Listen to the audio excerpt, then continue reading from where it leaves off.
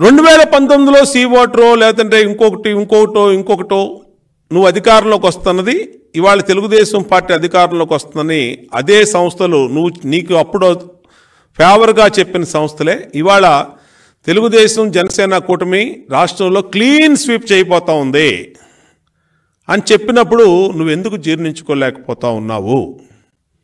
ఇవాళ దానికి వీళ్ళ media team, social media team మొత్తం పేటీఎం గాళ్ళు, కేటుగాళ్ళు, అలాగే ఎవరైతే ఈ ఫేక్ గాళ్ళు ఉన్నారో మొత్తం దిగిపోయారు. నిన్న ఒక రిపబ్లిక్ టీవీ పేరు మీద ఒక ఫేక్ సర్వే వదిలారు. 132 సీట్లు వైసీపీకి అంట, 132 వైసీపీకి అని చెప్పి సజ్జల రామకృష్ణారెడ్డి కొడుకు ఎవరైతే సోషల్ మీడియా ఇన్ఛార్జిగా ఉన్నాడో అతను ఈ ఫేక్ సర్వేను వదిలాడు. అంటే మాకు అనుకూలంగా ఉందని చెప్పి 130, అంటే ఇది దింపుడు కళ్ళెం ఆశ అన్నమాట. ఆఖరిలో కనీసం ఒక 25 సీట్లైనా వస్తాయి మాకు, ఈ 132లో 10 20 వస్తాయి అనే దింపుడు కళ్ళెం ఆశతో ఇది వదిలితే దాని ఎమ్మటినే రిపబ్లిక్ టీవీ ఖండం చేసింది. ఇది కరెక్ట్ కాదు, ఇది రిపబ్లిక్ టీవీ ఇచ్చినటువంటి tweet.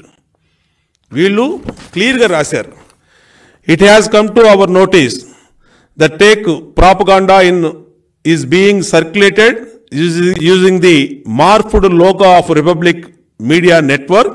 It is clarified that Republic has not conducted any pre-election survey in the state of Andhra Pradesh, as is being falsely circulated. ఏం చెప్తారా పేటీఎం గాళ్ళ మీరు? ఏం చెప్తారా ఫేక్ గాళ్ళు? ఈ ఫేక్ వైసీపీ గాళ్ళు, ఈ ఫేక్ వైసీపీ పెంపుడు జగన్మోహన్ రెడ్డి కుక్కలు ఏం చెప్తారా మీరు దీనికి? మీరు ఇచ్చారు నిన్న రిపబ్లిక్ టీవీ లోగో పెట్టి, రిపబ్లిక్ టీవీ పేరు మీద 132 సీట్లు. ఇదిగో మీరు ఇచ్చిన గంటలో రిపబ్లిక్ టీవీ వాళ్ళు ఇచ్చినటువంటి ట్వీట్. ఏది కరెక్టరా? ఇదేనా? ప్రతి దాంట్లో తప్పుడు సమాచారం, ప్రతి దాంట్లో దొంగ మాటలు, దొంగ పనులు, అవినీతి పనులు, ఆఖరికి తల్లిని చెల్లిని బూతులు తిడతా ఉండి సోషల్ మీడియాలో సర్క్యులేట్ చేస్తూ ఉంటే విజయమ్మ గారిని, షర్మిల గారిని, సునీతమ్మని, ఏంట్రా మీ బతుకులు? ఇంకా ఇంతకన్నా నీచం రాజకీయాల కోసం ఇంతకన్నా దిగజారాలా? నేను అడుగుతా ఉన్నా మిమ్మల్ని, ఇదేనా పద్ధతి? రక్తం పంచుకు పుట్టిన చెల్లిగా మీకు? అలాంటి చెల్లి మీద అసభ్యకరమైన భాషతో